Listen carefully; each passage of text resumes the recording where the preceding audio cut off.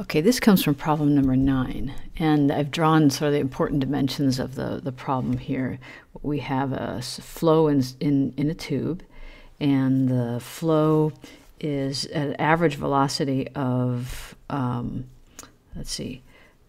2 meters per second, and it's water at 60 degrees C, and the kinematic viscosity is given in the problem. And the two questions that are being asked is, what is the Reynolds number, and is the flow laminar or turbulent? So obviously this relies on you being able to know what the Reynolds number is. So let's go to the FE reference handbook and look for where the Reynolds number information is. I don't recall myself. Here it is. So what they're showing you here is the Reynolds number is computed in a couple different ways. The top equation is the one that is for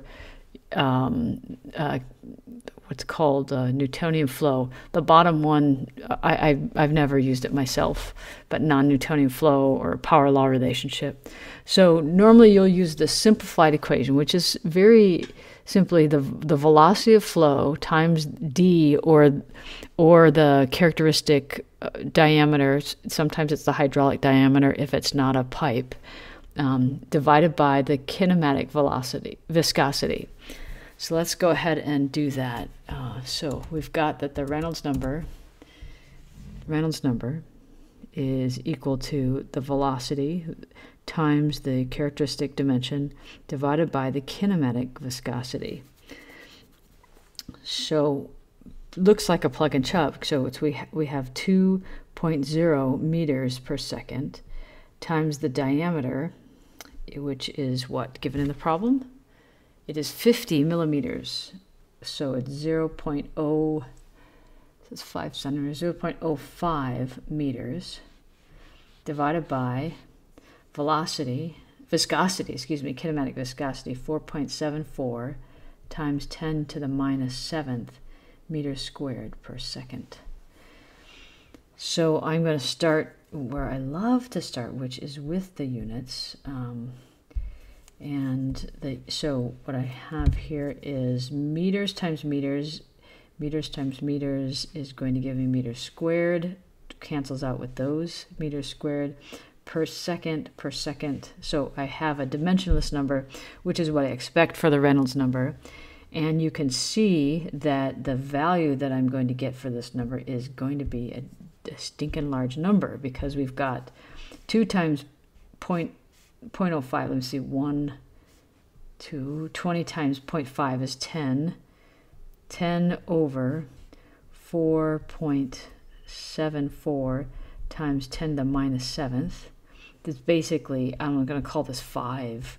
So it's equal to 10 times 10 to the 7th, 1/5 of that.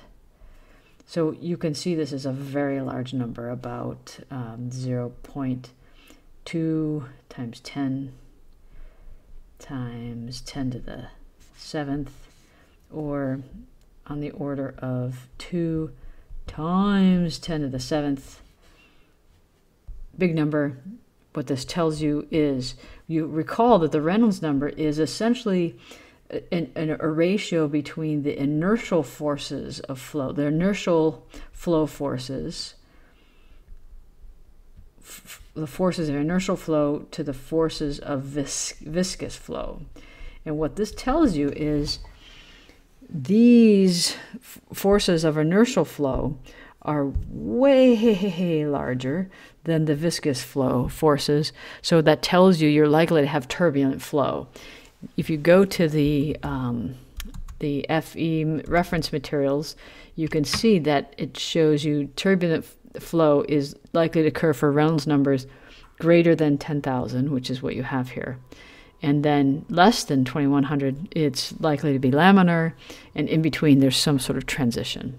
So we've got, in our situation,